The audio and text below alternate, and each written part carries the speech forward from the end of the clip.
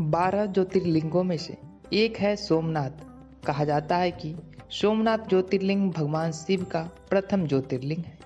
मान्यता है कि इस मंदिर की स्थापना चंद्रदेव ने कई देवताओं के साथ मिलकर की थी। शास्त्रों के अनुसार इस मंदिर में भगवान शिव के दर्शन मात्र से ही सारे पाप नष्ट हो जाते हैं और मनोकामना पूरी होती है। प्रमुख मार्ग से 3 किलोमीटर की दूरी पर खारून नदी के तट पर लखना ग्राम है और लखना से 1 किलोमीटर दूर सोमनाथ का तीर्थ स्थल है।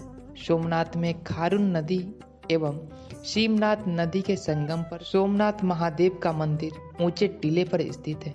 यही कारण है कि भगवान को सोमनाथ या सोमेश्वर चंद्रमा के भगवान के रूप में जाना जाता है।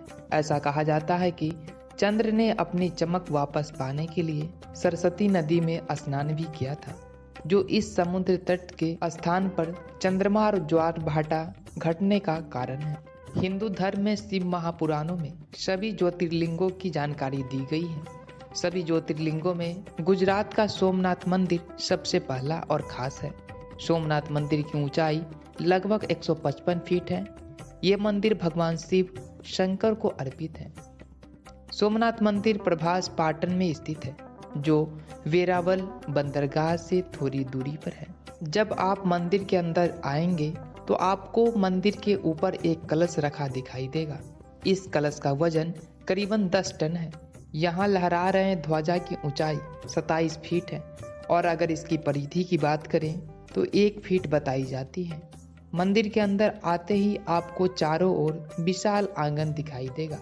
मंदिर को 3 भागों में विभाजित किया गया है। पवित्र पुस्तक शिव पुराण के अनुसार चंद्रदेव ने यहाँ राजा दक्ष प्रजापति के श्राप से मुक्ति पाने के लिए भगवान शिव की तपस्या की थी। उन्होंने यही ज्योतिर्लिंग के रूप में विराजमान रहने की प्रार्थना भगवान शिव से की थी। आपको बता दें कि सोम चंद्रमा का ही एक दूसरा नाम है और शिव को चंद्रमा ने अपना नाथ स्वामी मानकर यहाँ तपस्या की थी। इसी के चलते इस ज्योतिर्लिंग को सोमनाथ कहा जाता है। अगर आप सोमनाथ मंदिर का इतिहास पढ़ेंगे तो आपको पता चलेगा कि समय समय पर सोमनाथ मंदिर पर कई आक्रमण हुए। सोमनाथ मंदिर में तोड़फोड़ भी की गई।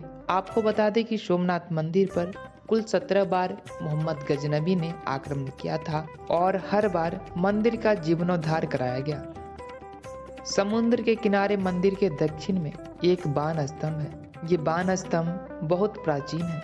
इस बात की जानकारी किसी के पास नहीं है कि इसे कब बनाया गया था, लेकिन इतिहास की गहराइयों में जाने के बाद 6वीं शताब्दी से बाण स्तंभ का उल्लेख इतिहास में मिलता है। इसके जानकार बताते हैं कि बाण स्तंभ एक दिशा दर्शक स्तंभ है जिसके ऊपरी सिरे पर एक तीर बनाया गया है जिसका मुंह समुद्र की ओर है।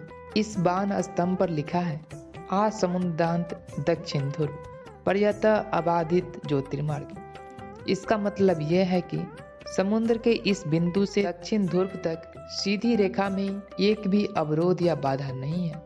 इस पंक्ति का सरल अर्थ यह है कि सोमनाथ मंदिर के उस बिंदु से लेकर दक्षिण ध्रुव तक अर्थात अंटार्कटिका तक एक सीधा रेखा खींची जाए तो बीच में एक भी पहाड़ या भूखंड का टुकड़ा नहीं आता है।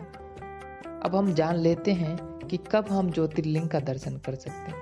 नवंबर से फरवरी का समय सोमनाथ मंदिर जाने का सही समय होता है, क्योंकि सोमनाथ शहर में नवंबर महीने में सर्दी शुरू होता है और फरवरी अंतिम तक लगातार चलता है। तो दोस्तों, ये थी सोमनाथ ज्योतिर्लिंग से जुड़ी सभी रहस्यमयी बातें।